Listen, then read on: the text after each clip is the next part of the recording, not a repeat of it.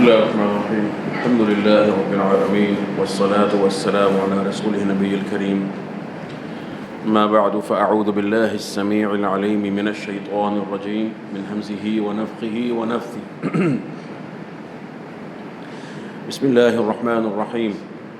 يا بني إسرائيل اذكروا نعمتي التي أنعمت عليكم وأني فضلتكم على العالمين واتقوا يوما لا تجزي نفس عن نفس شيئا ولا يقبل منها شفاعة ولا يؤخذ منها عدل ولا هم ينصرون.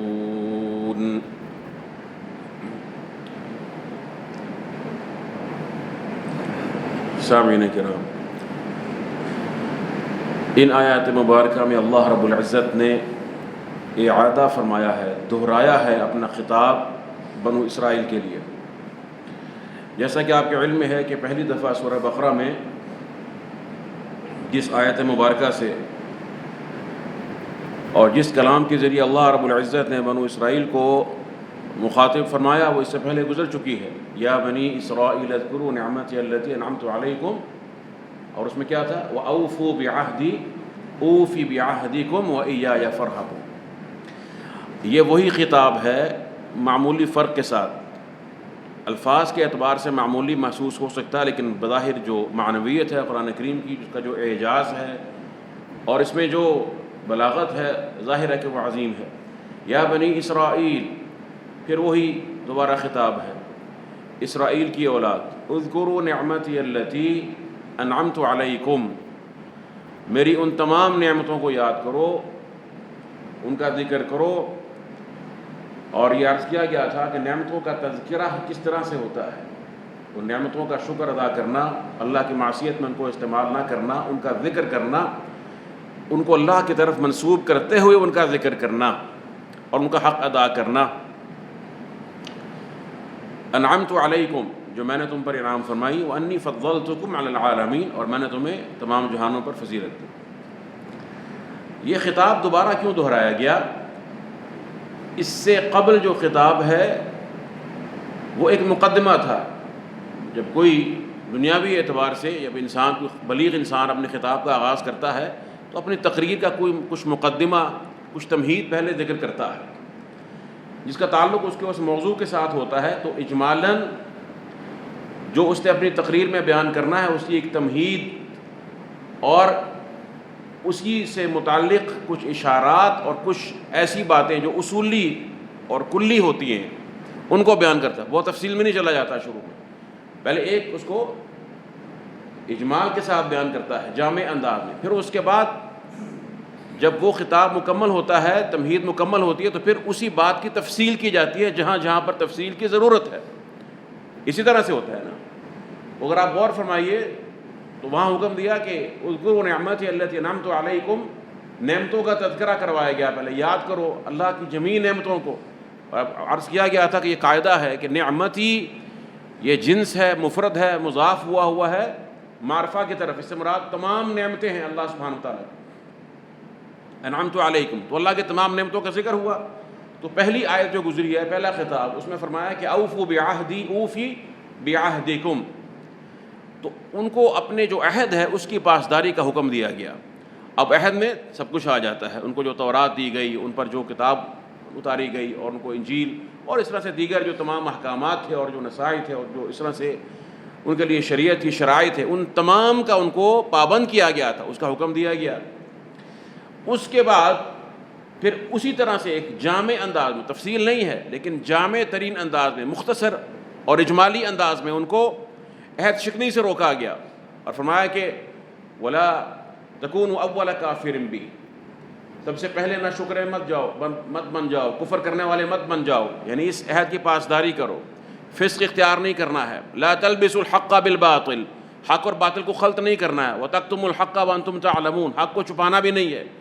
یہ کس طرح کی باتیں ہیں؟ جو اصولی باتیں ہیں، جو کلی باتیں ہیں، اجمال ہے، اور یہی مقدمے کی شان ہوتی ہے. خطاب کا آغاز اس طرح سے ان کو سمجھایا گیا اور ان کو دعوت دی گئی ہے. اور وَأَقِيمُوا الصَّلَاةَ وَآتُوا الزَّكَاةَ وَارْكَعُوا مَعَ الرَّاكِعِينَ، یہ بھی جو قواعد ہیں دین کے، شریعت کے، وہ بیان کیے گئے ہیں، اس کی پاسداری کرو۔ میں آپ کو اس لیے بتا رہا ہوں کہ قرآن کریم کو سمجھنے کے لیے ضروری ہے کلام کا سیاق سمجھنا، یہ کوئی خارجی چیز نہیں ہے، بلکہ اصل تفسیر اسی کا نام ہے، اسی بات کو سمجھنا ہے۔ اب اس کا اعادہ یعنی دوبارہ وہ کلام کیوں دہرایا گیا ہے؟ اس لیے کہ اب تفصیل کی جانے لگی ہے۔ اب اللہ کی نعمتوں کی جو وہاں فرمائی، ان میں سے کچھ نعمتوں کا تذکرہ ہوگا، اور انہوں نے جو کفر کیا ان نعمتوں کا، حق اور باطل کا خلط کیا، یا جو کفران نعمت کیا، جو ناشکری کی، جو ظلم کیا، اس کا بھی تذکرہ ہوگا، ایک ایک کر کے اس کے بعد بیان ہوگا۔ یعنی اس اجمال کی تفصیل ہے، اس تفصیل سے پہلے دوبارہ اس کلام کو دہرایا گیا، اور ساتھ یہ بھی فرمایا کہ وَأَنِّي فَضَّلْتُكُمْ عَلَى الْعَالَمِينَ، کہ اپنے زمانے میں جتنی امتیں تھیں تمہیں ان سب پر فضیلت دی گئی، اور میں نے تمہیں فضیلت عطا فرمائی۔ یہاں بعض ایسی معاملات ہیں، بعض ایسے پہلو ہیں کہ جن میں بنو اسرائیل کو واقعی فضیلت دی گئی ہے تمام امتوں پر، جیسے کہ کثرت سے انبیاء کا ہونا، وَاذْكُرُوا إِذْ جَعَلَ فِيكُمْ خُلَفَاءَ، موسیٰ علیہ السلام کا جو قول تھا، وہ کہتے ہیں کہ اللہ نے تمہارے اندر بہت سے خلفاء پیدا کیے، وَجَعَلَ فِيكُمْ أَنْبِيَاءَ وَمُلُوكَ، اس طرح کے قرآن کریم کے الفاظ ہیں کہ تم میں اللہ نے بہت سے جو ہے وہ انبیاء پیدا فرمایا۔ اور ظاہر سی بات ہے کہ اسرائیل جو لقب ہے یعقوب علیہ السلام کا، اس کے بعد جتنے بھی انبیاء آئے ہیں سوائے محمد رسول اللہ صلی اللہ علیہ وسلم کے، سب انہی کی اولاد میں سے ہیں۔ تو ایک بہت بڑی سعادت ہے، ایک شان تو ہے، ایک وجہ فضیلت تو ہے۔ اس طرح سے آسمان سے من و سلوا کا اتارا جانا اور دیگر ایسی بہت سی فضیلتیں جن کو حاصل ہیں۔ تو بہرحال اس کا تذکرہ کروایا گیا، کیونکہ اب اس کے بعد وہ شروع ہو رہا ہے ذکر ایک دوبارہ، یعنی اسی چیز کا اعادہ کرنے کے بعد اس تفصیل کا ذکر ہوگا، اور اس میں ہمارے لیے ہر موقع پر جو ہے ہمارے لیے اس میں موعظت ہے، نصیحت ہے کہ ہم نے ان کے نقش قدم پر نہیں چلنا۔ فرمایا واتقوا وانی فضلتکم علی العالمین واتقوا یوما، اس دن سے ڈر جاؤ۔ یوم یہاں پہ ظرف نہیں ہے بلکہ مفعول بن رہا ہے کہ اس دن سے ڈر جاؤ، بچا لو اپنے آپ کو اس دن کے شر سے، اس دن کے عذاب سے۔ کون سا دن؟ لا تجزی نفس عن نفس شیئا، لا تجزی نفس عن نفس شیئا، یہ جو جملہ ہے یوم کی صفت ہے، یعنی وہ دن کہ جس دن میں کوئی نفس کسی نفس کے کچھ بھی کام نہیں، شیئا ذرا برابر بھی کام نہیں، کچھ فائدہ نہیں دے گا، کچھ کفایت نہیں کرے گا، کچھ اجزا نہیں کرے گا، کچھ اسے نہ کسی خیر کو پہنچا سکے گا، نہ اسے کسی شر کو دور کر سکے گا۔ لا تجزی نفس عن نفس شیئا ولا يقبل منها شفاعہ، اور نہ ہی اس نفس سے کسی بھی قسم کی، شفاعہ بھی نکرہ ہے، نفس نکرہ ہے، شیئا بھی نکرہ ہے، اور اس کے بعد فرمایا کہ ولا يقبل منها شفاعہ، نہ ہی کسی قسم کی شفاعت یعنی وساطت یا سفارش قبول کی جائے گی، ولا يؤخذ منها عدل، اور نہ ہی اس سے کسی قسم کا کوئی عوض، فدیہ، کوئی برابری کرنے والا معاوضہ ہوتا ہے نا کہ بھئی میری جان چھوڑو، یہ لے لو مجھ سے، اس کے بدلے میں یہ دے رہا ہوں، یہ عدل ہے اس کا، وہ بھی نہیں لیا جائے گا۔ ولا هم ينصرون، اور نہ ہی ان کی کسی بھی صورت میں مدد کی جائے گی۔ یہ آیت مبارکہ ہیں، اور یہ دوبارہ اعادہ کرنے کے بعد پھر ان کو، اب اس میں حکمت کیا ہے، ان آیتوں کا یہاں پہ موقع کیا ہے، کیوں اللہ نے ذکر فرمایا؟ کیونکہ اس کے فوراً بعد پھر تفصیل شروع ہو جاتی ہے، وَإِذْ نَجَّيْنَاكُم مِّنْ آلِ فِرْعَوْنَ، جو انشاءاللہ ہمارے آئندہ درس میں آ جائے گا، يَسُومُونَكُمْ سُوءَ الْعَذَابِ، اور تفصیل کے ساتھ ان تمام اللہ کی نعمتوں کا تذکرہ، اس کے بالمقابل ان کی کفران نعمت کا تذکرہ، اور پھر وہ تمام جو انہوں نے اپنے عہد توڑے اور میثاق توڑے اور کس انداز سے گستاخیاں کی، اللہ رب العزت کی انبیاء علیہ السلام کا قتل کیا، اس کا ذکر ہوگا۔ تو شیخ صاحب فرماتے ہیں یہ دونوں آیتوں کی تفسیر ایک ہی ہے، یہ جو آپ کے سامنے ہے، اور یہ بہت ہی جامع ہے، آیات بھی بہت جامع ہیں۔ خاص طور پر یہ جو آیت ہے، یہ ذرا یہاں پہ دیکھ لیجئے، یہ جو آیت نمبر 48 ہے، وَاتَّقُوا يَوْمًا لَا تَجْزِي نَفْسٌ عَن نَفْسٍ شَيْئًا، یہ آیت سورہ بقرہ میں دو مقامات پر آئی، ایک بار یہاں پر ہے، اور دوسری دفعہ یہی آیت مبارکہ معمولی فرق کے ساتھ جو پہلا جز ہے، پہلا پارہ ہے، اس کے آخر میں دوبارہ یہ دہرائی گئی ہے۔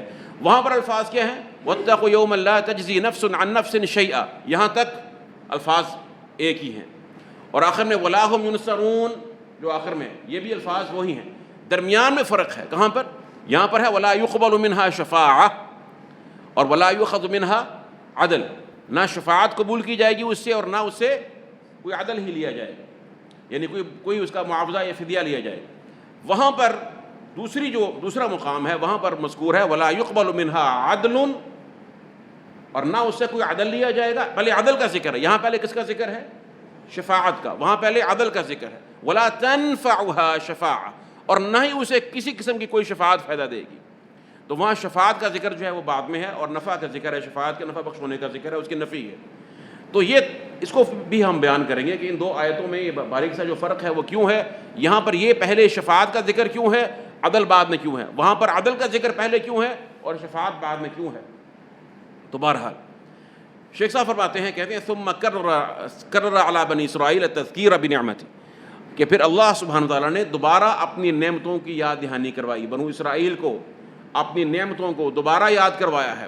اذکروا نعمتی التی انعمت علیکم، اور یہ کیوں کروایا؟ وعظا لہم وتحذیرا وحثا، ان کو یعنی ان کے لیے موعظت ہے، نصیحت ہے، ان کو ترغیب دلائی گئی ہے، اور ان کو ڈرایا بھی گیا ہے اللہ کے عذاب سے. دوبارہ اب اس کو یعنی ایک بار جو جس سے کلام کا آغاز ہوا تھا خطاب سے، ان کو دوبارہ اس چیز کی طرف لے جایا گیا ہے تاکہ اس کی بنیاد پر نئی تفصیل کی بنیاد رکھی جائے. اور یہ ایک بلیغ انداز ہے. جب کوئی شخص اپنی تقریر شروع کرتا ہے انسانی کلام کے اعتبار سے بھی، تو جب بات شروع کرتا ہے تو جو اس کی بات کا جو مغز ہے وہ کیا ہے کہ اللہ کی تمام نعمتوں کے بالمقابل شکر ادا کرنا ہے، اس کے عہد کی پاسداری کرنی ہے، کفر نہیں کرنا. یہ موضوع ہے نا اس کا، اور یہ مضمون ہے بنیادی. اس کو ذکر کیا، مقدمہ ذکر کیا، جب دوبارہ تفصیل کرنی ہے پھر اس کو ذکر کیا تاکہ ذہن میں وہ چیز دوبارہ تازہ ہو جائے اور ذہن سے محو نہ ہو، کیونکہ تقریر میں کچھ فرق آ گیا، کچھ طوالت ہو گئی. سبحان اللہ. تو فرمایا کہ ان کو دوبارہ ابھارنے کے لیے، ڈرانے کے لیے ذکر فرمایا. وخوفہم بیوم القیامہ، اور ان کو ڈرایا ہے اللہ نے یوم قیامت سے، آخرت سے. وخوفہم بیوم القیامہ، کون سا قیامت کا دن؟ الذی لا تجزی فی، یعنی کہ جس قیامت کے دن میں لا تجزی ای لا تغنی، کوئی نفس کام نہیں آئے گا. نفسن، کوئی بھی نفس. یہ جو نفس نکرہ ہے نا اور تنوین ہے اس پر، اس کی بنا پر شیخ صاحب نے ترجمہ کیا ہے وَلَوْ كَانَتْ مِنَ الْأَنفُسِ الْكَرِيمَةِ كَالْأَنْبِيَاءِ وَالصَّالِحِينَ، اگرچہ وہ کریم ترین، عظیم ترین، پاکیزہ ترین نفوس ہی کیوں نہ ہو، انبیاء کے نفوس کیوں نہ ہو، صالحین کے نفوس ہی کیوں نہ ہو، وہ بھی کسی نفس کو کوئی نفع اپنے زور سے نہیں پہنچا سکتے جب تک کہ اللہ سبحانہ وتعالیٰ کا اذن نہ ہو، اللہ کی طرف سے ان کو اجازت نہ مل جائے. تو یہ وہاں پر ذکر ہے اس کا وَلَوْ كَانَتْ مِنَ الْأَنفُسِ الْكَرِيمَةِ كَالْأَنْبِيَاءِ وَالصَّالِحِينَ. عن نفس، کسی بھی نفس کو، یعنی کوئی نفس، کسی نفس کو. لا تجزی نفس عن نفس، یعنی یہ تھا لا تجزی نفس شیئا عن نفس. ایک مفعول تو شیئا ہے نا، کہ کوئی نفس جو نفس نفع کسی کو دے سکتا ہے وہ شیئا، ذرہ برابر بھی نفع نہیں دے گا، نہیں دے گا. کس کو دے گا؟ عن نفس، کسی دوسرے نفس کو. عن کے ساتھ دوسرا مفعول بھی آ گیا. تو فرماتے ہیں وَلَوْ كَانَتْ مِنَ الْعَشِيرَةِ الْأَقْرَبِينَ، اگرچہ وہ اسے کتنے ہی قریبی عزیزوں میں سے کیوں نہ ہو، خاندان میں سے کیوں نہ ہو، لیکن کوئی نفس اپنے کسی قریبی ترین عزیز کو بھی نفع نہیں دے سکے گا. اس دن سے ڈر جاؤ. لا کبیرن ولا صغیر، شیئا، شیء کا مطلب کیا کر رہے ہیں؟ لا کبیرن ولا صغیرن، نہ چھوٹا نہ بڑا، معمولی، دقیق، کبیر، کسی بھی قسم کا کوئی نفع زبانی، قولی، فعلی، عملی کچھ بھی نہیں دیا جا سکتا ہے.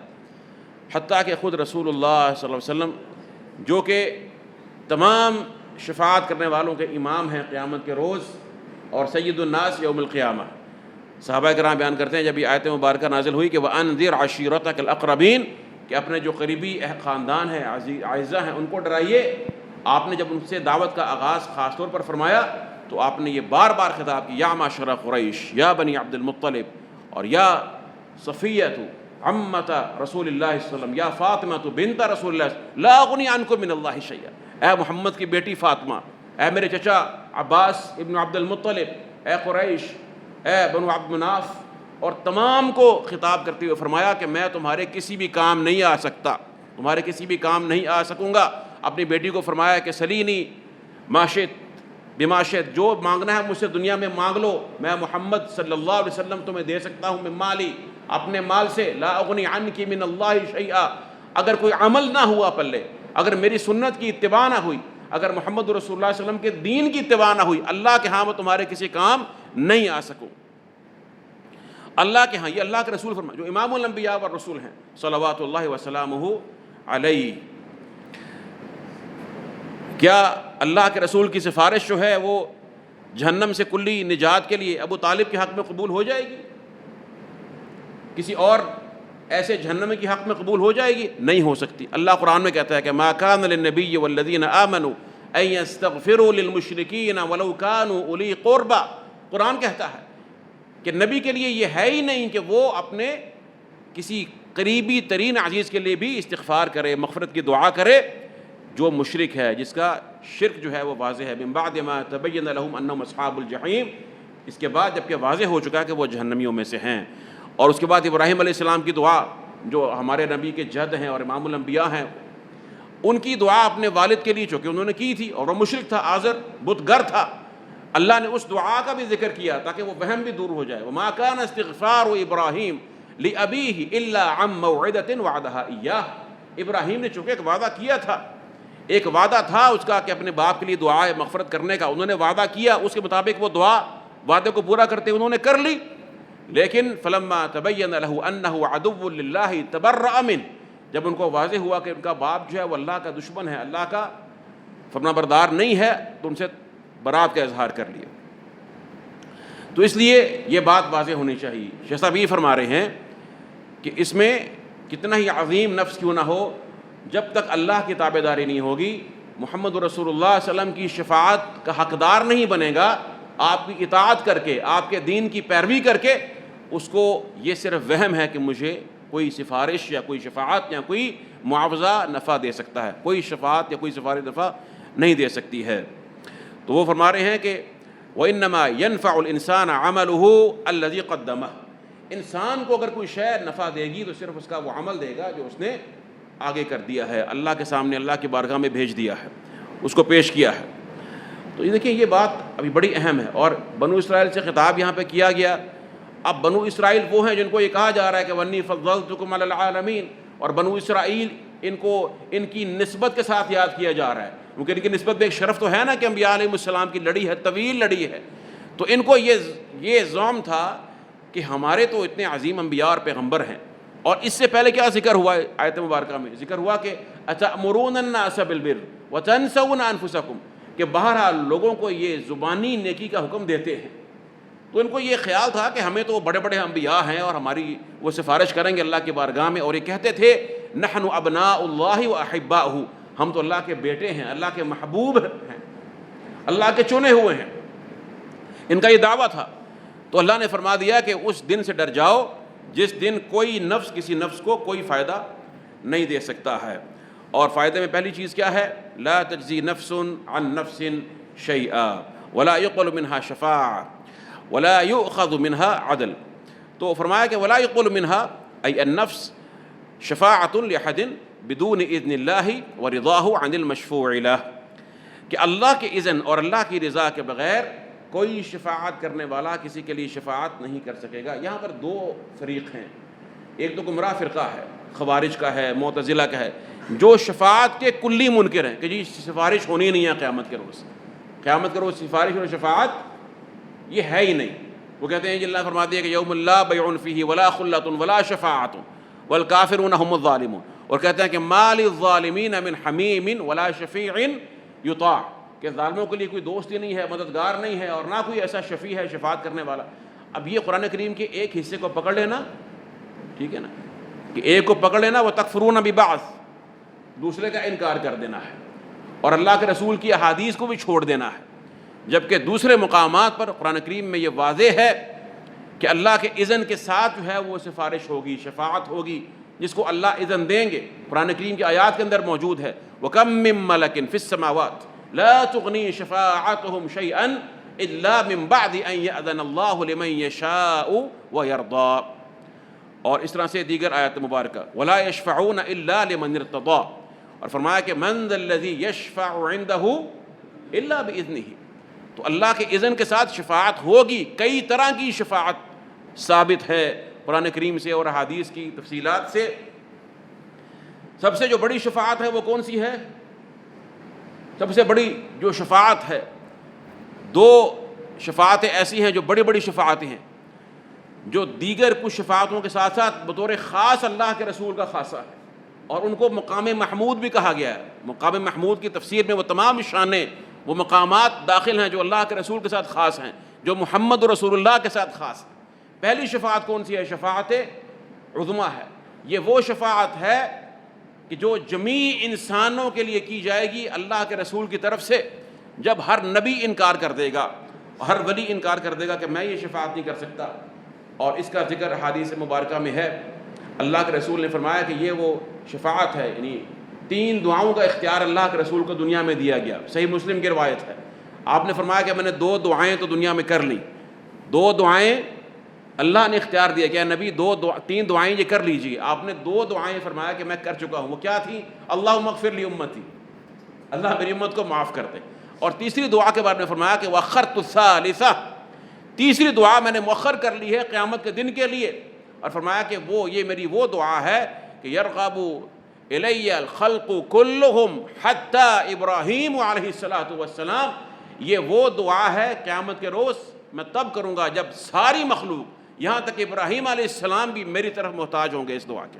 اللہ اکبر، کیا شان ہے!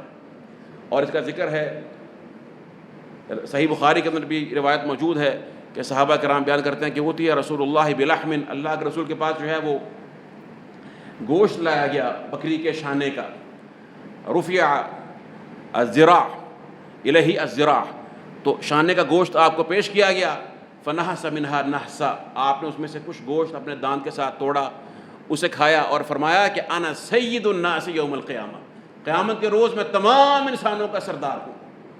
اور فرمایا کہ هل تدرون مما ذلک، یہ جانتے ہو کہ یہ کیوں ہے، میری شان یہ کس پہلو سے ہے؟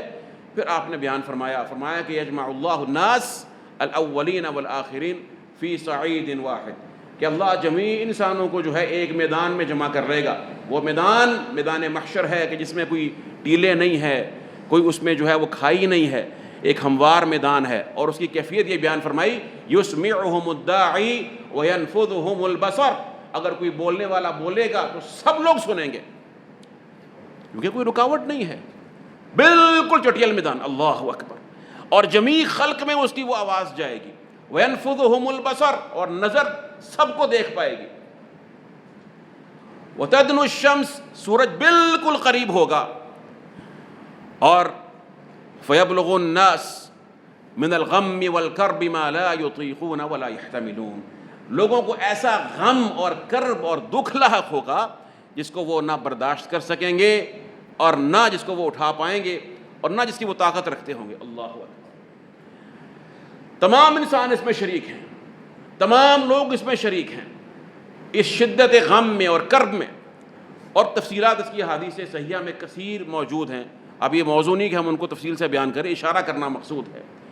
فرمایا کہ اس عالم میں لوگ کہیں گے، فیقول الناس الا ترون ما قد بلغکم الا تنظرون من یشفع لکم الی ربکم، یہ وہ بات ہے، تمہارا حال کیا بنا ہوا ہے، دیکھتے نہیں ہو کیا؟ کسی ایسے بندے کو تلاش نہیں کرتے ہو جو ہماری سفارش اللہ کی بارگاہ میں لے کر چلا جائے؟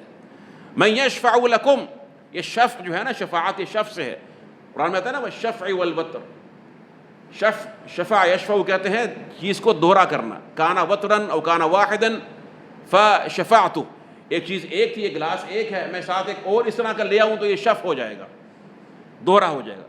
اور شفاعت کے ساتھ جب لام آ جائے نا، شفع لہو، مطلب ہوتا ہے کہ کسی شخص کے لیے جو اکیلا تھا ایک اور شخص آ جائے اس کے حق میں کھڑا ہو جائے تو گویا وہ شخص اب 2 ہو گیا، اس کی مدد کر دی گئی۔ اور الہ کا مطلب ہوتا ہے کہ اس کی سفارش کو کسی کی بارگاہ میں کسی کے سامنے لے کر جایا جائے، جیسے یہاں فرمایا مَن یشفع لکم الی ربکم، تو لوگ یہ بات کہیں گے۔ پھر اس کے بعد اب یہ شفاعت ہے، یہ پہلی شفاعت ہے جو اللہ کے رسول کا خاصہ ہے۔ اور سبحان اللہ، فرمایا کہ وہ انبیاء کے پاس جائیں گے، آدم علیہ السلام کے پاس جائیں گے، انت ابو البشر خلقک اللہ بیدی ونفخ فیک من روحی وامر الملائکہ فسجدوا لک اشفع لنا الی ربک، کہ ان سے کہیں گے آپ ابو البشر ہیں، اللہ نے اپنے ہاتھ سے آپ کو تخلیق کیا ہے، آپ میں اللہ نے اپنی روح پھونکی ہے اور اللہ نے آپ کو سجدہ کروایا ہے ملائکہ سے، تو آپ ہماری حالت دیکھیں، اللہ ترى الی ما نحن فیہ، تو اللہ کے پاس ہماری سفارش لے جائیں۔ وہ کیا کہیں گے کہ میں نے ایک درخت اللہ نے مجھے کھانے سے روکا تھا، میں نے اس کا پھل کھا لیا، نفسی نفسی نفسی ان ربی قد غضب اليوم، غضبا لم یغضب قبلہ مثلہ ولن یغضب بعدہ مثلہ، نفسی نفسی نفسی، آج میرا رب اتنا غصے میں ہے، اتنا غضب میں ہے کہ نہ اس سے پہلے کبھی اتنے غضب میں تھا، کبھی ہوا ہے، اور نہ کبھی آئندہ اتنا غضبناک ہوگا۔ اللہ اکبر۔ آدم ابو البشر کہتے ہیں، اس لیے کسی اور کے پاس چلے جاؤ، نفسی نفسی نفسی۔ آدم نہیں کہتے میرے بیٹے، میرے بچے، میری اولاد، میری اولاد میں سے نیک، میری اولاد میں سے انبیاء، نہیں کہتے وہ۔ لِكُلِّ امْرِئٍ مِّنْهُمْ يَوْمَئِذٍ شَأْنٌ يُغْنِي، اس روز ایسا معاملہ ہوگا کہ کسی کو کچھ یاد نہیں رہے گا۔ یوم تذہل کل مرضعۃ عما ارضعت، دودھ پلانے والی، جس کو دودھ پلایا ہوا، اللہ نے یہ نہیں کہا کہ ہر عورت اپنے دودھ پیتے بچے سے غافل، نہیں، دودھ پلانے والی، دو بار ذکر کیا، کیونکہ دودھ پلانے والی عورت کا خاص تعلق ہوتا ہے اپنے رضیع سے۔ فرمایا وہ اپنے بچے کو بھول جائے گی، اس سے غافل ہوگی، اس کو کچھ یاد نہیں رہے گا کہ یہ کون ہے، اور اس کے حق میں وہ کھڑا نہیں ہونا چاہے گی۔ والعیاذ باللہ من ذالک۔ کسی اور کے پاس چلے جاؤ، نوح علیہ السلام کے پاس آئیں گے، انت اول رسول الی اہل الارض، آپ پہلے رسول ہیں اہل زمین کی طرف، اس سے پہلے صرف انبیاء تھے، رسول نہیں تھے۔ وقد سماک اللہ، اور اللہ تعالیٰ نے آپ کو نام دیا ہے، واللہ تعالی عالم، ان کی صفات قرآن کریم میں بیان ہوئی ہیں، غفوراً شکورا، یا اس طرح سے ان کی صفات بیان ہوئی، وہ ذکر کریں گے کہ اللہ نے آپ کو قرآن کریم میں آپ کی صفات بیان کی ہیں، ہماری سفارش کریں، وہ بھی کہہ دیں گے کہ نہیں، میں اس کے لیے نہیں ہوں۔ ان ربی قد غضب اليوم غضبا لم یغضب قبلہ مثلہ ولن یغضب بعدہ مثلہ اذهب الى غیر نفسی نفسی نفسی۔ نوح علیہ السلام کے بعد پھر اس کے بعد ابراہیم علیہ السلام کے پاس آئیں گے، آپ اللہ کے رسول ہیں، وخلیلہ من اہل الارض۔ سبحان اللہ، کتنا بڑا وصف ہے، دو انبیاء ہیں صرف جن کو اللہ نے اپنی خلت عطا کی ہے، اللہ کے خلیل ہیں۔ ابراہیم، واتخذ اللہ ابراہیم خلیلا، ابراہیم کو اللہ نے اپنا خلیل بنایا، خاص محب بنایا ہے، خاص محبت ان کو عطا فرمائی ہے، اللہ کے خلیل ہیں، میں سفارش نہیں کر سکتا۔ ان ربی قد غضب اليوم غضبا، وہی ان کے الفاظ ہوں گے، اذهبوا الى غیری۔ موسیٰ علیہ السلام کے پاس آگے، قد فضلک اللہ برسالتہ وبکلامہ علی الناس، اللہ نے آپ کو رسالت دی ہے، اللہ نے آپ کو اپنا کلام دیا ہے، اپنے کلام سے آپ کے ساتھ، یعنی کلام فرمایا ہے آپ کے ساتھ۔ کلام دینے سے مراد میری یہ ہے کہ اللہ نے آپ سے کلام، وکلم اللہ موسیٰ تکلیما، کلام کرنے کی شان عطا فرمائی ہے۔ ہمارے لیے سفارش کر دیجئے، ان کا بھی جواب ہو جائے گا۔ بالآخر پھر عیسیٰ علیہ السلام، آخر میں محمد رسول اللہ کے پاس۔ یہ پہلی شفاعت ہے جو سب سے پہلی مطلقاً شفاعت، یہ صرف اللہ کے رسول کے لیے ثابت ہے، لیکن اس کا میں آپ کو اس لیے بتانا چاہ رہا ہوں کہ اس کا انداز کیا ہے۔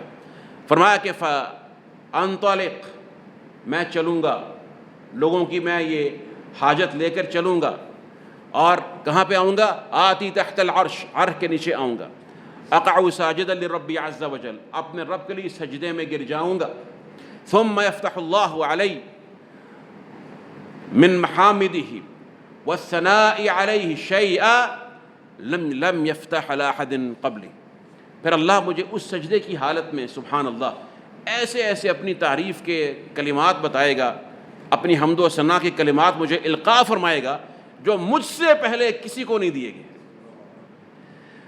یہ شفاعت تو بہت بڑی شفاعت، اللہ ہم سب کو اس کا حقدار بنا دے، اور اس کے بعد والی شفاعتوں کا بھی جو اللہ کے رسول کے ساتھ ہے، یہ تو سب کے لیے ہے نا، یہ تو عام ہے، پھر کچھ خاص بھی ہیں، لیکن یہ جو سعادت ہے کہ اللہ کی حمد و ثنا کے وہ کلمات جو اللہ کے رسول کو ایسے دیے گئے جو اس سے پہلے کسی کو نہیں دیے گئے، یہ ایک بذات خود ایک بہت بڑی حسرت ہے یا نہیں ہمارے لیے؟ سبحان اللہ، وہ کیا کلمات ہوں گے، کیا وہ سعادت ہوگی جو کلمات اللہ کے رسول کو سکھائے گئے۔ فرمایا کہ میں ان کلمات کے ساتھ 3 اور 4 دفعہ مختلف حدیث میں ذکر ہے، سجدے میں گر جائیں گے، اللہ کے تسبیح اور حمد و ثنا بیان کرتے رہیں گے، ثم یقال یا محمد ارفع رأسک، اے محمد اپنا سر اٹھائیے، واشفع تشفع، سل تعطیٰ، جو سوال کرنا ہے کیجئے آپ کو عطا کیا جائے گا، شفاعت کیجئے شفاعت قبول کی جائے گی۔ فارفع رأسی، میں اپنا سر اٹھاؤں گا، ثم اقول، پھر میں کیا کہوں گا؟ امتی یا رب، امتی یا رب، اے رب میری امت، اے رب میری امت۔ یہ ہمارے نبی ہیں صلوات اللہ وسلامہ علیہ، اور ہمیں آج بہت تکلیف ہے کہ نبی کی حرمت کے بارے میں بہت مسئلہ ہے، ہم ان کے دفاع کے لیے کھڑے نہیں ہو سکتے، ہم ان کے حقوق ادا نہیں کر سکتے، ان کی اطاعت کرتے ہوئے ہمیں تکلیف ہوتی ہے، اس نبی کا ہم حق ادا کر سکتے ہیں؟ دنیا میں بھی وہی فکر ہے، آخرت میں بھی وہی فکر ہے، سبحان اللہ۔ اور پھر اللہ فرمائیں گے کہ جو میری امت میں جنہوں نے بے حساب جنت میں جانا ہے نا، ادخلہم من الباب الایمن من ابواب الجنہ، جنت کا جو دایاں دروازہ ہے وہاں سے ان کو لے کر جنت میں داخل کر۔ سبحان اللہ، یہ ایک سفارش ہے، شفاعت ہے۔ اس طرح سے جنت کا جو دروازہ کھولا جائے گا وہ محمد رسول اللہ کی شفاعت پر، استفتح الباب۔ اور وہاں پہ جو خازن ہے جہنم کا، جو دربان ہے، وہ پوچھے گا من انت، آپ کون ہے؟ فرمایا محمد صلی اللہ علیہ وسلم، بکا امرت الا افتح لاحد قبلک، مجھے حکم دیا گیا کہ میں آپ سے پہلے کسی کے لیے دروازہ نہ کھولوں، آپ کی سفارش کے ساتھ یہ دروازہ کھلنا ہے جنت کا، اور پھر اس میں لوگوں نے داخل ہونا ہے اللہ کے اذن سے۔ یہ شفاعت ہے۔ اسی طرح سے اللہ کے رسول کی شفاعت ان کے لیے بھی ہوگی کہ جن کے بارے میں جہنم میں جانے کا فیصلہ ہو چکا ہوگا اور اللہ کے رسول کی شفاعت سے وہ جہنم میں جانے سے بچ جائیں گے، ان کے لیے بھی شفاعت ہوگی جو جہنم میں جا چکے ہوں گے والعیاذ باللہ، لیکن اللہ کے رسول کی شفاعت کے ذریعے اللہ ان کو جو ہے وہ جہنم سے نکال لے گا۔ ان کے لیے بھی ہوگی جو جنت میں چلے جائیں گے، ان کے درجات بلند کر دے گا اللہ شفاعت کے ساتھ۔ ان کے لیے بھی ہوگی جو مدینہ میں رہے، مدینہ کی تکالیف کو برداشت کرتے رہے لیکن مدینہ کو چھوڑا نہیں ہے، فرمایا ان کے لیے میں شفاعت کروں گا۔ تو اللہ کے رسول کی شفاعتیں ہیں۔ اور یہ جو شفاعت ہے جو اہل جہنم کے لیے ہوگی، اس میں پھر دیگر جو مخلوق ہے، اللہ کے مقرب ملائکہ ہیں، شہداء ہیں، صالحین ہیں، نیک لوگ ہیں، ان کی بھی شفاعتیں ہیں، لیکن الا من بعد ان یأذن اللہ لمن یشاء ویرضی، اللہ کے اذن کے بعد، اس کی اجازت کے بعد، اور جس سے اللہ راضی ہوگا کہ اس کے حق میں شفاعت کی جائے، اس کے اذن کے بغیر، اس کی اجازت کے بغیر کوئی سفارش نہیں کر سکتا، حتیٰ کہ اللہ کے انبیاء اور رسول بھی نہیں کر سکتے۔ خود محمد رسول اللہ صلی اللہ علیہ وسلم کو آپ نے دیکھا کہ کتنی دفعہ سجدے میں گرے، اللہ کے خاص کلمات سے ان کے حمد و ثنا بیان کی، اور یہ اللہ کے دیا ہوا مقام ہے ہمارے نبی کریم کو صلی اللہ علیہ وسلم۔ فرمایا وَلَا يُقْبَلُ مِنْهَا شَفَاعَةٌ۔ اب آپ ذرا قرآن کریم کا اعجاز دیکھیے۔ میں نے آپ کو عرض کیا تھا کہ اس آیت مبارکہ میں شفاعت کا ذکر پہلے ہے اور عدل کا ذکر بعد میں۔ وہ کیوں؟ اس لیے کہ یہاں پر ان کا نسب کا شرف بیان، بنو اسرائیل اذکروا نعمتی التی انعمت علیکم وانی فضلتکم علی العالمین، ایسے ہی ہے نا، ان کا شرف، ان کا وہ ایک نسب کا شرف، ان میں سے انبیاء اور رسول، اللہ کی نعمتیں دینی دنیاوی، ان کا ذکر ہوتا ہے۔ اس لیے یہ زیادہ مناسب ہے شفاعت کے ساتھ کہ ہمارا تو بڑا شرف منزلت ہے، بڑا مقام، ہمارے بڑے آئیں گے، شفاعت کریں گے اور ہمیں چھڑا کر لے جائیں گے۔ پھر علماء نے بیان کیا یہاں پر کہ بار میں مفسرین نے بیان کیا کہ دو آیتیں ہیں، ایک میں یہاں پر جو ذکر ہے وہ شفاعت کرنے والے کے پہلو سے ذکر ہے جو شافع ہے، اور دوسری آیت مبارکہ میں جو مشفوع لہا نفس ہے یا مشفوع لہو جس کے لیے شفاعت کی گئی اس کا ذکر ہے۔ میں آپ کو اس کی مثال دیتا ہوں۔ فرض کریں کہ ایک شخص سے والعیاذ باللہ کوئی قتل ہو گیا، اب وہ مقتول کے ورثاء کے پاس خود جانے سے ڈرتا ہے اور اپنا کوئی سفارشی، کوئی شفاعت کرنے والا، کوئی وجاہت والا شخص، کوئی بڑا آدمی تلاش کرتا ہے کہ اس کو بھیجتا ہوں، اس کی بات سن لیں گے، ان کے ہاں بڑا مکرم ہے۔ وہ شخص مقتول کے ورثاء کے پاس شفاعت لے کر جاتا ہے کہ جناب میں فلاں شخص کی سفارش لے کر آیا ہوں۔ بات سمجھ میں آ رہی ہے آپ؟ پہلے وہ کیا کرے گا کہ سفارش لے کر جاتا ہے کہ چلو اس کی بات مان لیں گے تو چلو ہم پیسے دینے سے بچ جائیں گے، کیونکہ اصل بات تو یہ ہے کہ اس کا عدل وہ دیا جائے، یا قصاص ہو جائے، اور یہاں پھر جو دیت ہے، اب انہوں نے کہا چلو معافی بھی ہو سکتی ہے، ممکن ہے معافی کر دے، شفاعت کے لیے بھیج دیا ہے، تو جو شافع ہے شفاعت کرنے والا وہ شخص گیا اور اس نے جا کر جو ہے وہ شفاعت کی۔ یہاں پر زیادہ جو سیاق ہے نا وہ شفاعت کرنے والے کے ساتھ زیادہ مناسب ہے، ان کی امید ان سے ہے نا، انبیاء سے، اپنے بڑے بڑے نسب ناموں سے۔ اللہ نے فرمایا کہ وَيَوْمَ يُنفَخُ فِي الصُّورِ فَلَا أَنْسَابَ بَيْنَهُمْ يَوْمَئِذٍ وَلَا يَتَسَاءَلُونَ، جب سور پھونکا جائے گا سارے نسب ہی ختم ہو جائیں گے، سارے نسب ختم ہو جائیں گے۔ پھر الْأَخِلَّاءُ يَوْمَئِذٍ بَعْضُهُمْ لِبَعْضٍ عَدُوٌّ إِلَّا الْمُتَّقِينَ۔ سفارش کی تو انہوں نے کہا کہ ہمیں تمہاری سفارش قبول نہیں ہے، لا يقبل منها شفاعہ۔ تو انہوں نے کہا اچھا اگر سفارش قبول نہیں ہے تو وہ آپ کو اس کا معاوضہ فدیہ دینے کے لیے بھی تیار ہے، ولا یؤخذ منها عدل، انہوں نے کہا نہیں ہم آپ سے عدل بھی اس کا نہیں لیں گے۔ دونوں چیزوں کی نفی ہوگی، سفارش کرنے والا گیا ہے، اس نے کہا سفارش میری مان لیجئے، میں سفارشی بن کر آیا ہوں، سفارش نہیں، اس کا ذکر پہلے ہے، ہم قبول نہیں کرتے ہیں۔ عدل لے لے، اس سے معاوضہ لے لے، ہمیں وہ بھی مقبول نہیں ہے۔ دو باتیں ختم ہو گئی، جب شفاعت بھی نہیں ہے، معادلہ بھی نہیں ہے، اور عدل سمجھتے ہیں کیا عربی میں یہ حسن ہے، آپ نے یہاں پہ فدیہ کیوں نہیں بولا گیا، فدا کیوں نہیں بول دیا، عدل کا لفظ کیوں بولا؟ عدل جو ہے نا، یہ جو اونٹ کے اوپر آپ بوجھ لاتے ہیں نا، اس کے دو حصے ہوتے ہیں، گٹھڑی جو بھی لاتے ہیں اونٹ کے اوپر بوجھ کی، ایک اس طرف ہے، اس کی ایک جانب ہے، اور ایک اس کی دوسری جانب ہے، دونوں کو عدل کہا جاتا ہے۔ عدل جب آپ ایک طرف اگر بوجھ ڈال دیں اور دوسری طرف بوجھ ڈال کر اس کو دونوں کو برابر نہ کریں تو اونٹ میں توازن نہیں رہتا ہے، اس کو عدل۔ اور جب دونوں بوجھ بالکل برابر ہو جائیں تو کہتے ہیں کہ اعتدل، اس میں عدل پیدا ہو گیا ہے۔ بات سمجھ رہے ہیں؟ اس کو کیا کہا جاتا ہے؟ عدل۔ فرمایا ثم الذین کفروا بربہم یعدلون، یہ کفار وہ ہیں جو اپنے رب کے مقابلے میں اس کے ہم وزن شریک بناتے ہیں، ٹھیک ہے؟ تو عدل کیا ہے کہ دونوں طرف کو، دونوں شے کو مساوی کر دینا۔ فدیے سے زیادہ ابلغ ہے یہ لفظ، کیونکہ فدیہ تو صرف ایک چیز مال ہے نا، عدل میں کیا آ رہا ہے کہ آپ کوئی بھی چیز، ہر انسان کا وزن مختلف ہے نا، کہ جی یہ بڑا ہے چھوٹا ہے، فرمایا وَإِن تَعْدِلْ كُلَّ عَدْلٍ لَا يُؤْخَذْ مِنْهَا، اگر وہ کسی بھی قسم کا عدل لے آئیں قیامت کے روز ان سے وہ عدل قبول نہیں کیا جائے گا۔ اور اللہ نے فرما دیا، فرمایا کہ وَلَا افتدا بھی، اگر وہ فرمایا کہ ان الذین کفروا وماتوا وهم کفار، وہ لوگ جو کفر کی حالت میں مر گئے، کافر تھے مر گئے، کفر کی حالت میں مر گئے، فرمایا فلن يقبل من احدهم ملء الارض ذهبا، زمین بھر کر سونا بھی لے آئیں قبول نہیں کیا جائے گا۔ یہ عدل ہے۔ تو یہ انسان جو ہے وہ کسی بھی طرح کا عدل دینا چاہے گا، وہ اس کے عدل کو رد کر دیتے ہیں۔ دوسرے مقام پر جو آیت مبارکہ ہے اس میں پہلے عدل کا ذکر ہے، اس کے بعد شفاعت کا ذکر ہے۔ کیوں؟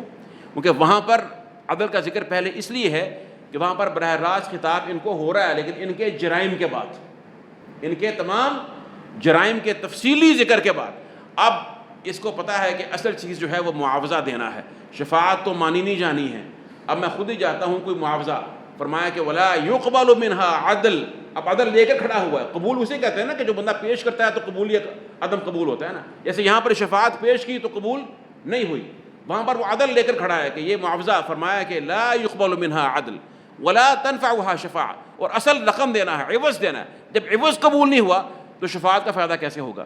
اور دو چیزیں جب ختم ہو گئیں، نہ شفاعت ہے نہ معادلہ ہے، تیسری چیز کیا رہ جاتی ہے؟ دیکھیے نا، ایک شخص نے قتل کر دیا، اب مقتول نہ تو کوئی معاوضہ لینے پر تیار ہے، نہ کوئی شفاعت مانگتا ہے، اور قاتل اس سے بچنا بھی چاہتا ہے، تو تیسری صورت کیا ہے کہ مقابلہ کرے۔ یہی ہے نا، کہ مقابلے میں کھڑا ہو جائے کہ چلو میں کسی کی مدد لے کر، یا کوئی میری مدد کر دے، میں اس کے مقابلے میں کھڑا ہو جاتا ہوں۔ تو نصرت کیا ہے؟ نصرت وہ مدد ہے جو جنگ کے میدان میں یا کسی ایسے مخالفت کے موقع پر دشمن کے مقابلے میں مدد ہوتی ہے، نصر وہ مدد ہے۔ فرمایا وَلَا هُمْ يُنصَرُونَ، اللہ نے ساری امیدیں قطع کر دی ہیں، اور يُنصَرُونَ ہم کی ضمیر فصل ہے، حصر کر دیا کہ ان کو کسی قسم کی، اور يُنصَرُونَ صیغہ مجہول ہے، یہ نہیں کہا کہ کوئی ان کی فلاں بندہ مدد نہیں کرے گا، نہیں، يُنصَرُونَ یہ کسی بھی صورت میں مدد نہیں کیے جائیں گے، مدد کرنے والا کوئی بھی ہو سکتا ہے، ان کی مدد قبول نہیں کی جائے گی۔ اللہ اکبر۔ تو جب تینوں چیزوں کی نفی ہو گئی، نہ شفاعت ہے، نہ معادلہ ہے، نہ نصر ہے، پھر پیچھے کیا رہ گیا؟ کچھ بھی نہیں رہا ہے۔ تو یہ دو آیتیں مبارکہ ہیں جن میں میں نے آپ کو عرض کیا کہ تھوڑا سا یہ بلاغت کا جو معمولی سا یہ جو ہمیں نظر آتا ہے ایک عظیم اور دقیق فرق ہے، بہرحال اور بھی اس میں کثیر فروق ہیں، اب ان کا بیان کرنے کا بہرحال وقت نہیں ہے۔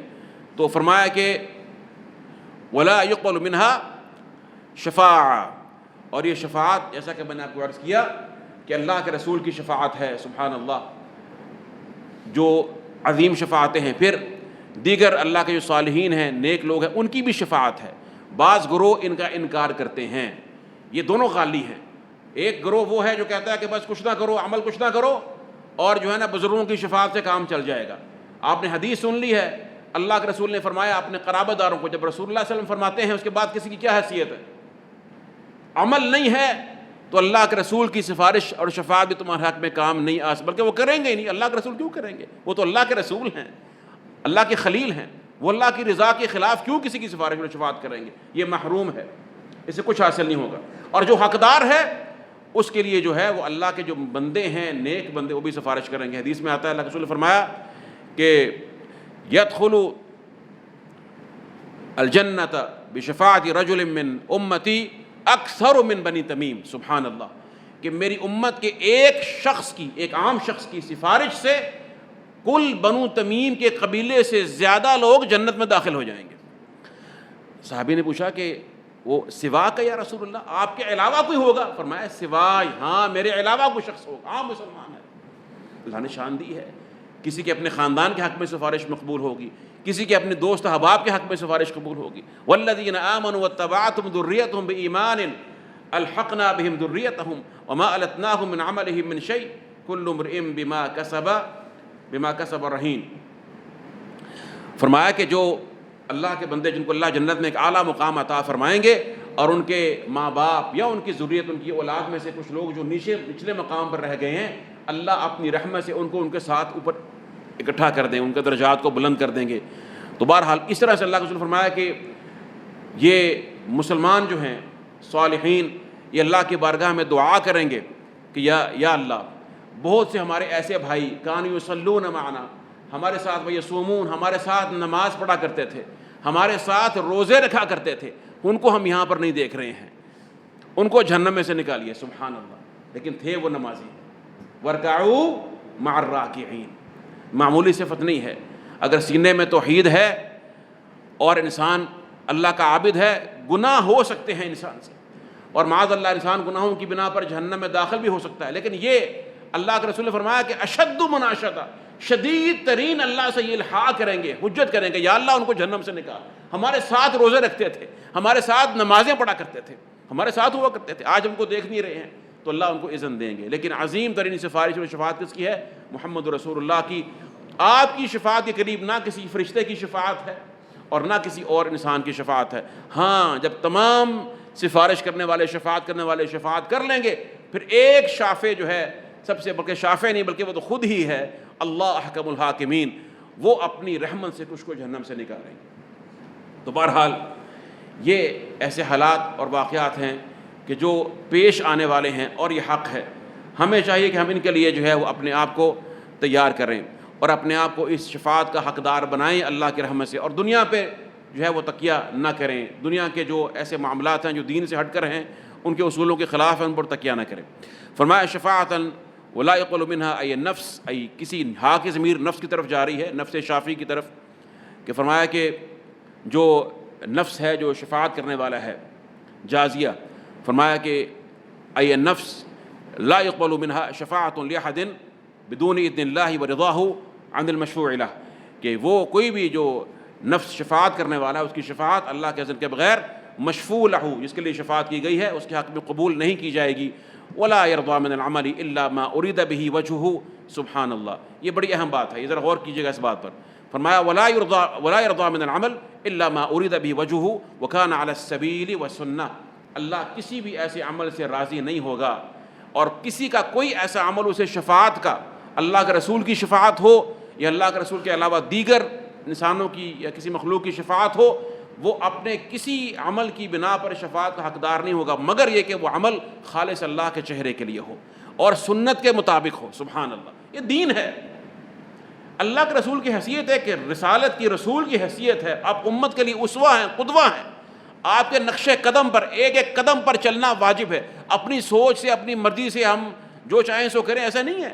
کھانے پینے میں، اٹھنے بیٹھنے میں، عمل میں، دین میں، تعلیم میں، دعوت میں، جہاد میں، سیاست میں، معاشرت میں، ہر چیز میں رسول اللہ صلی اللہ علیہ وسلم کی سنت موجود ہے، آپ کا حکم موجود ہے، آپ کے باطن میں کیا ہونا چاہیے، ظاہر میں کیا ہونا چاہیے، ہر چیز پر اللہ کے رسول کی رہنمائی موجود ہے یا نہیں؟ یہ رسالت کا منصب ہے۔ کس طرح سے ہم کہہ سکتے ہیں کہ جو چاہے اس کو کرو، جو جی میں آتا ہے وہ کر لو؟ ایسا نہیں ہے۔ ابو ہریرہ نے سوال کیا کہ یا رسول اللہ صلی اللہ علیہ وسلم من اسعد الناس بشفاعتی کا یوم القیامہ، اللہ کے رسول قیامت کے روز سب سے زیادہ آپ کی شفاعت کی جو سعادت ہے اس کو حاصل کرنے والا شخص کون ہوگا، جو حقدار ہے وہ کون ہے؟ تو فرمایا کہ لقد ظننت یا ابا ہریرہ اللہ یسألنی عن هذا احد اول منک ابو ہریرہ مجھے یہ خیال تھا، میں یہ جانتا تھا کہ تجھ سے پہلے کوئی مجھ سے اس کے بارے میں سوال نہیں کرے گا۔ کیوں؟ کیونکہ میں تجھ میں وہ حدیث کی حرص دیکھتا ہوں، تو اللہ کے رسول کی حدیث کا حریص ہے۔ سبحان اللہ، یہ محبت ہوتی ہے میرے بھائیوں علم کے ساتھ۔ جو اللہ کے رسول کی حدیثوں کی محبت رکھتے ہیں ان کو تلاش کرتے رہتے ہیں، علماء سے پوچھتے ہیں کہ مجھے بتائیے ہر مسئلے پر اللہ کے رسول کی حدیث کیا ہے، قرآن کریم کی آیت کیا ہے۔ اس طرح اللہ ان کا سینہ کھولتا ہے، یہ ان کو اعزاز ملتا ہے۔ اللہ کے رسول ان کو ایک سرٹیفکیٹ، ایک بہت بڑا اعزاز عطا فرما رہے ہیں کہ میں تجھ میں حدیث رسول کی حرص دیکھتا ہوں۔ فرمایا کہ اسعد الناس بشفاعت یوم القیامہ من قال لا الہ الا اللہ خالصا من قلبہ، قیامت کے روز میری شفاعت کا سب سے زیادہ حقدار وہ ہوگا جس نے خالص دل سے کلمہ لا الہ الا اللہ کہا، یعنی جس کے پاس اخلاص تھا، جس کے پاس توحید کی نعمت تھی، اور وہ نعمت اس کے ہر عمل میں جھلکتی تھی۔ اس نے ریا سے کام نہیں لیا، اس نے اللہ کے بالمقابل کسی محبت کو خاطر میں نہیں لایا، اللہ کے بالمقابل کسی خوف کو خاطر میں نہیں لایا۔ یہ فرمایا اللہ کے رسول نے، الایمان بین الرجاء والخوف، ایمان امید اور خوف کے درمیان ہے، دونوں میں توازن ہونا چاہیے۔ اگر آپ نے اللہ کی محبت کو ترجیح دی اور خوف کو بالکل چھوڑ دیا تو یہ بھی ایک گمراہ کرنے والا فتنہ ہے، الحاد کی طرف انسان چلا جاتا ہے۔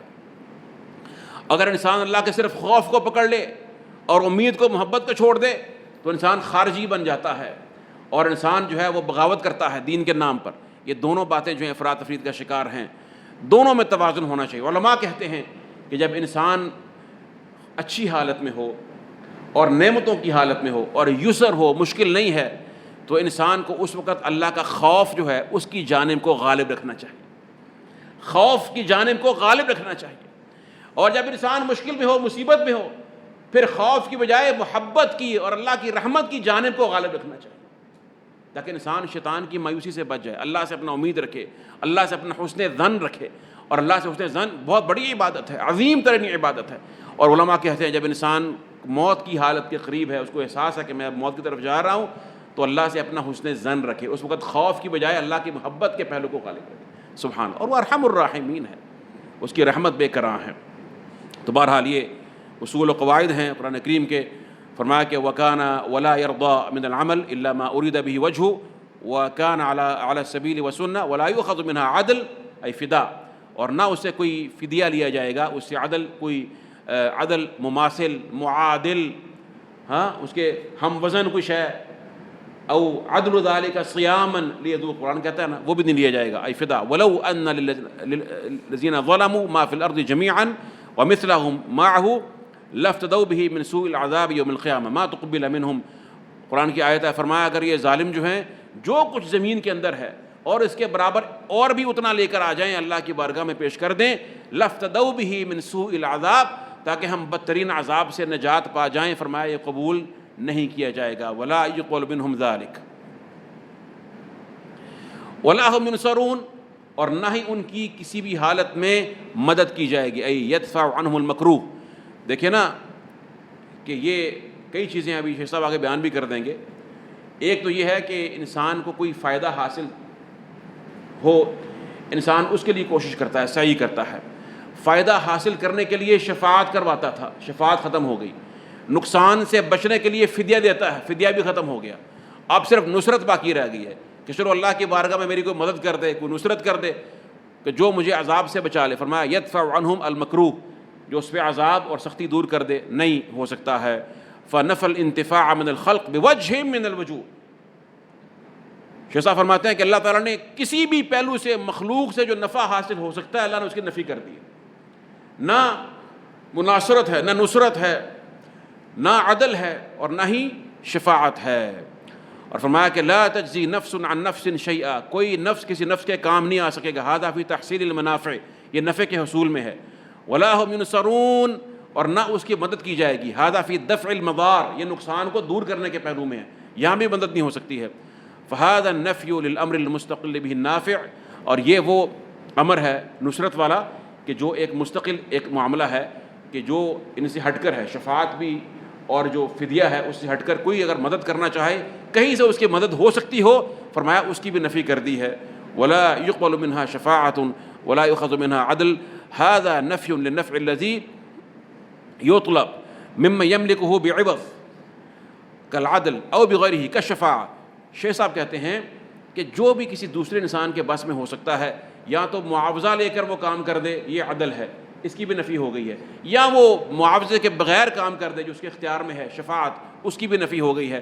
تو یہ تمام جو بات ہوئی ہے اللہ نے نفی کر دی ہے، ہر طرح کے عوض کی، عدل کی، شفاعت کی، نفع کی، نصرت کی. اس کا مطلب کیا ہے؟ فرمایا فہذا یوجب للعبد، بندے پر یہ جو قرآن کریم کا جو قاعدہ ہے، جو ایمان کا جو قاعدہ ہے، وہ واجب کرتا ہے ان ينقطع قلبه من التعلق بالمخلوقین، کہ اس کا دل جو ہے وہ مخلوق کے ساتھ ہر قسم کے تعلق سے منقطع ہو جائے. اللہ، دل کا تعلق، مخلوق سے امیدیں یہ ختم ہو جائیں. اذا نلت منك الود فالكل حي وكل الذي فوق التراب تراب. سنا تھا آپ نے، بڑے خوبصورت اشعار ہیں. اللہ کی محبت مل گئی تو مٹی کے اوپر جو کچھ ہے وہ مٹی ہے، اب اس کی ضرورت نہیں ہے. ہاں اپنا حق ادا کیجئے جو اللہ نے آپ پر حقوق رکھے ہیں، والدین کے، اولاد کے، بھائی کے، خاندان کے، معاشرے کے، ان کو ادا کریں، اور جو فرائض ہیں ان کو سمجھیں. لیکن دل کا جو تعلق ہے، نفع و نقصان، اس کا تنہا مالک اللہ حکم الحاکمین.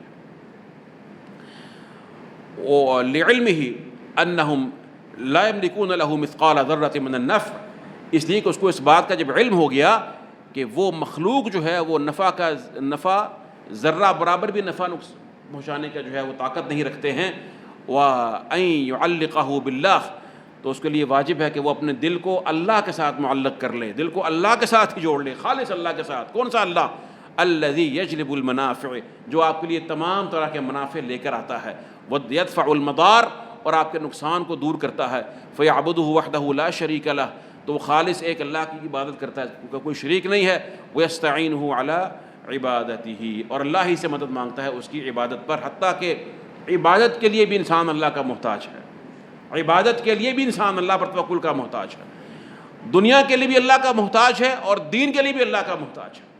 اور دین و دنیا دونوں میں اللہ سے مدد مانگنا، یہی انسان کا توکل ہے، یہی اللہ پر خالص جو ہے وہ اللہ سے محبت و تعلق باللہ ہے.